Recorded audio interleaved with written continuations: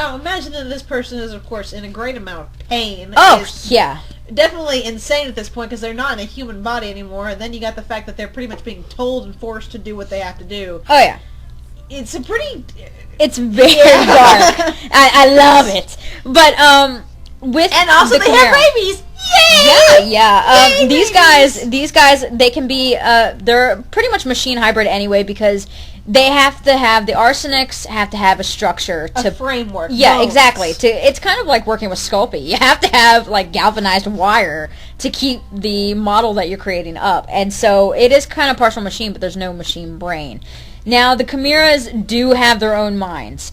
And once the souls decide to actually work together towards one of the common goals. Because eventually they become one. Yes. They're meld together into a way they are very, very smart. They may be mortal, but Hitler has pretty much given them the knowledge that they need.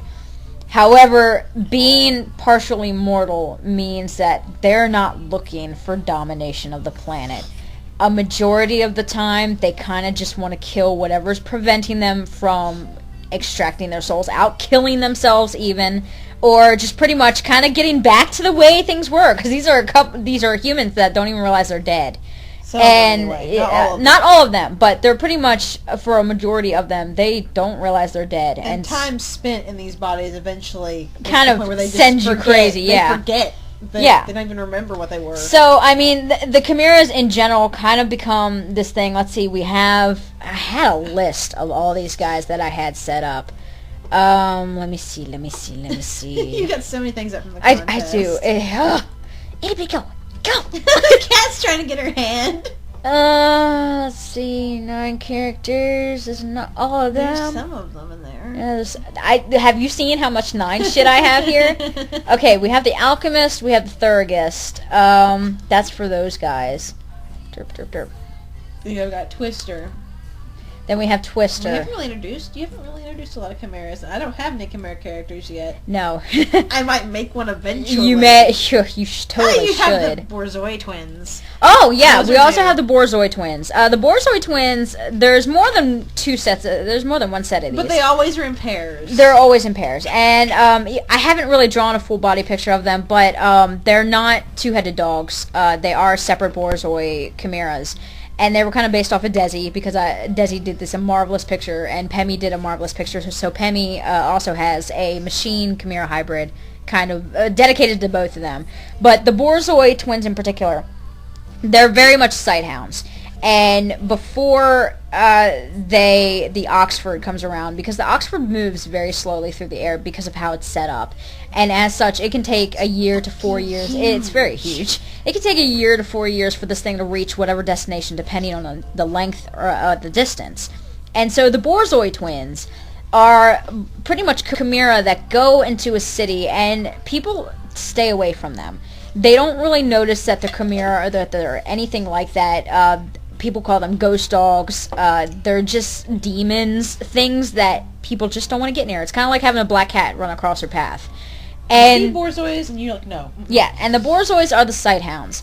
They keep a photographic memory of whatever they see. So they pretty much map out the cities before the Oxford arrives. Pretty much information that the chimeras have can kind of be extracted from others. Exactly. It's yes. kind of like a shared thing. It's a shared network. If it's pretty much like they all have one brain, everything can be transferred to another. Sort of like how the fabrication machine worked. If all the machines were alive at once. If the machine saw it, it was kind of like how, not always, but it's kind of like how you have the croissant flight thingies inside Jenny Jen joke. As Jenny Jen put the flying croissants, as somebody else put the whaley snails. Pretty much the flying little dirigible. Imagine those guys, things with the eyes in the movie that were floating around.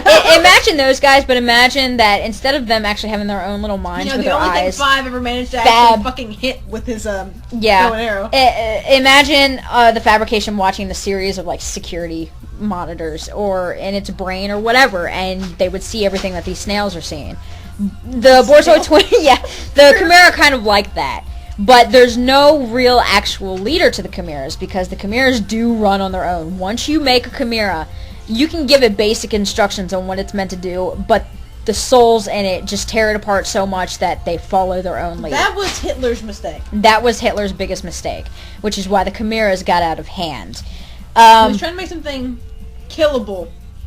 But at the same time, something that would kind of cater to him and respond to him, but not something that could get out of his reach. To him, the problem with the machines was that once they were created, if they turn on you, you cannot stop them.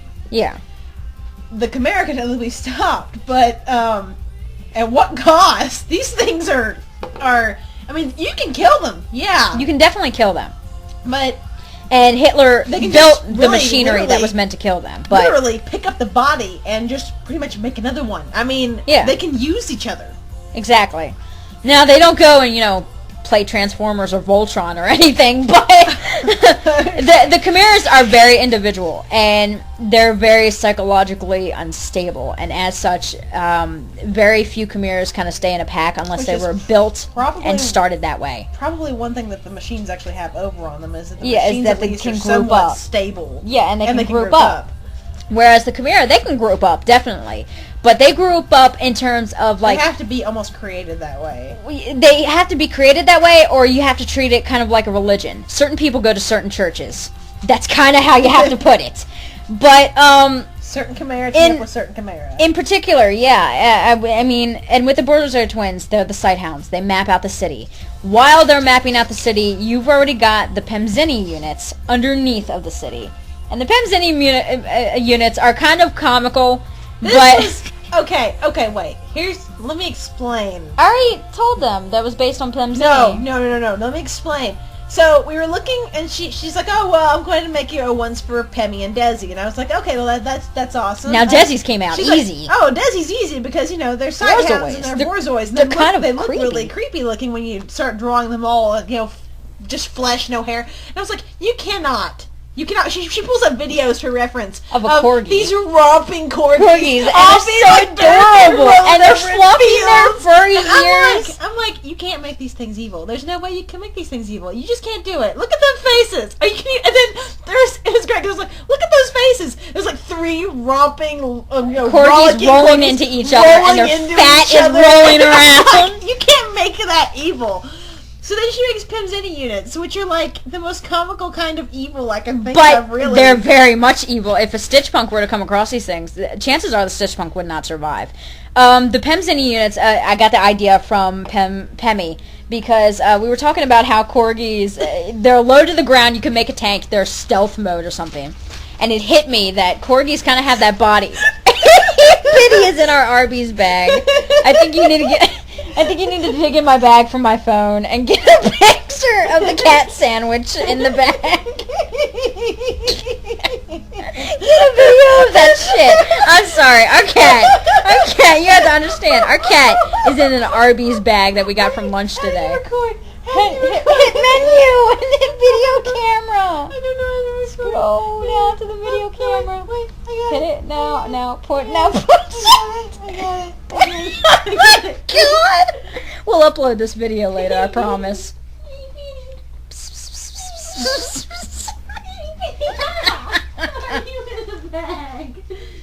Okay, but anyway, while she's trying to get this cat out of this bag.